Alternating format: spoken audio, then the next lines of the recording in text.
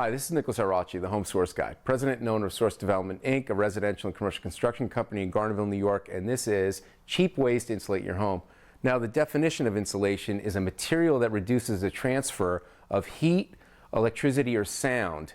Now, obviously, the cheapest way to insulate your home would be to insulate during the construction process. When the walls are open, you can create a great thermal envelope, meaning there's no gaps or joint issues. This insulation is the most common. It's batt insulation, fiberglass batt insulation. Our insulation has the moisture barrier on it. It's a craft face, and what you want to do is staple this over the walls and create a thermal barrier. But in cases where your house is already built, there's loose-filled cellulose, which gets blown in by, mechanically. This is great for attic spaces. If you want to add a layer, you can always add insulation, by the way, fiberglass batt insulation, but you could also blow this form of loose-fill cellulose over the insulation that you have, and that'll give you an increased R value. Loose fill is pretty inexpensive. The problem is settlement, so it's mainly used in attic spaces and not in wall spaces.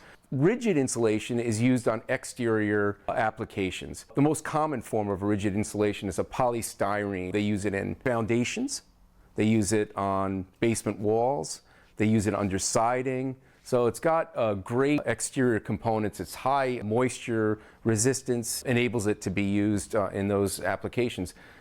The latest technology in insulation is spray foams. These are chemical foams that are sprayed into the bay and they expand and they create a very tight gap. One of the problems with spray foam insulation is it creates such a tight gap that engineering has to be done for fresh air intake, for example.